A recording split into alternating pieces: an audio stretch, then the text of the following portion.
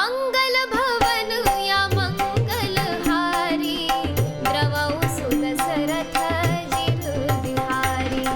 धरि धीरजु एक आली सयानी, सीतासन बोली कहि पानी। बहुरी गौरी कर ध्यान करे हो, भूप किशोर देखि कीन लेहु। सकुचि सिया तब नयन उघारे, सनमुख दो रघु सिंह निहारे। नख सिख देखि राम के शोभा, सुमिरि पिता पनु मनु अति क्षोभा। परबस सखिन लखी जब सीता, भयउ गहरु सब कहहि सभीता। मुनिया उप एहि बेरिया काली, अस कहि मन बिहसी एक आली। बूढ़ गिरा सुनि सिया सकुचानी, भयउ विलम्बु मातु भय मानी। धरि बड़ी धीर राम उर आने, फिरहि अपन पउ पितु बस जाने। मंगल भवन या मंगल हारी, द्रवौ सुदशरथ जिर बिहारी।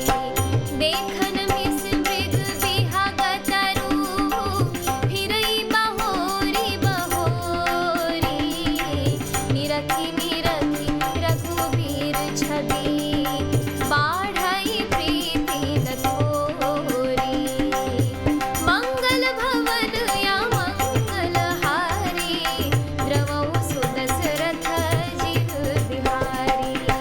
जानि कठिन शिव चाप विसूरति, चली राखी उर श्यामल मूरति। प्रभु जब जात जानकी जानी, सुख स्नेह शोभा गुण खानी। परम प्रेममय मृदुमति कीन्ही, चारु चित्त भीति लिखिलीनी। गई भवानी भवन बहोरी, बंदी चरण बोली कर जोरी। जय जय गिरिवर राज किशोरी, जय महेश मुख चंद चकोरी। जय गजपदन षडानन माता, जगत जननी दामिनी दूति गाता। नहीं तव आदि मध्यावसाना, अमित प्रभाव वेदु नहीं जाना। भव भव विभव पराभव कारिणी, विश्व विमोहनि स्वबस विहारिणी। मंगल भवन या मंगल हारी, द्रवौ सुदशरथ जिर बिहारी।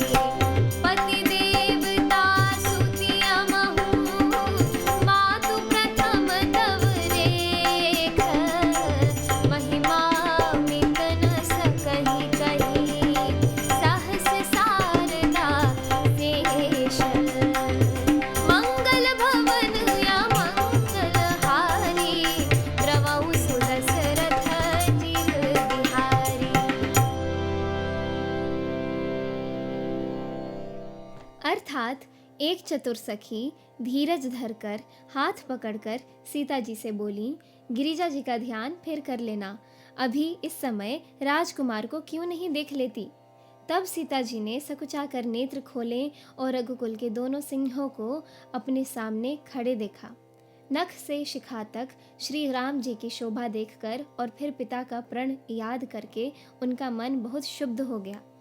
जब सखियों ने सीता जी को परवश यानी प्रेम के वश देखा, तब सब भयभीत होकर कहने लगी, बड़ी देर हो गई, अब चलना चाहिए, कल इसी समय फिर आएंगी। ऐसा कहकर एक सखी मन में हंसी। सखी की यह रहस्य भरी वाणी सुनकर सीता जी सकुचा गई। देर हो गई जान उन्हें माता का भय लगा।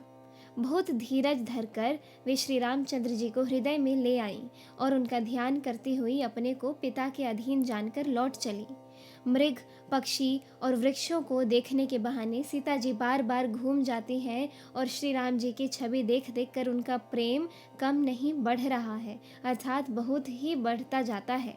शिव जी के धनुष को कठोर जानकर वे मन में विसूरती यानी मन में विलाप करती हुई हृदय में श्री राम जी की सांवली मूर्ति को रखकर चलीं। शिव जी के धनुष की कठोरता का स्मरण आने से उन्हें चिंता होती थी कि ये राजकुमार रघुनाथ जी उसे कैसे तोड़ेंगे। पिताजी के प्रण की स्मृति से उनके हृदय में क्षोभ था ही, इसलिए मन में विलाप करने लगी। प्रेमवश ऐश्वर्य की विस्मृति हो जाने से ही ऐसा हुआ।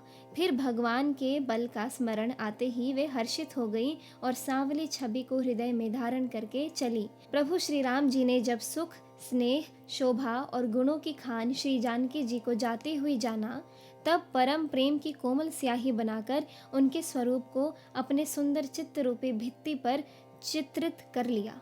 सीता जी पुनः भवानी जी के मंदिर में गईं और उनके चरणों की वंदना करके हाथ जोड़कर बोली, हे श्रेष्ठ पर्वतों के राजा, हिमाचल की पुत्री, आपकी जय हो, जय हो। हे महादेव जी के मुख रूपी चंद्रमा की चकोरी, आपकी जय हो।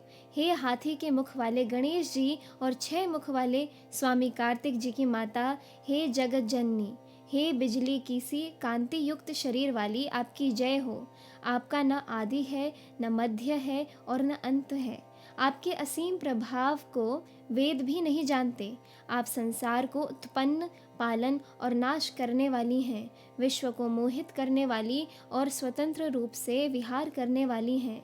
पति को इष्ट देव मानने वाली श्रेष्ठ नारियों में हे माता, आपकी प्रथम गणना है। आपकी अपार महिमा को हजारों सरस्वती और शेष जी भी नहीं कह सकते। इस एपिसोड में इतना ही। आगे की कथा सुनने के लिए कृपया मेरे YouTube चैनल से जुड़े रहें। धन्यवाद।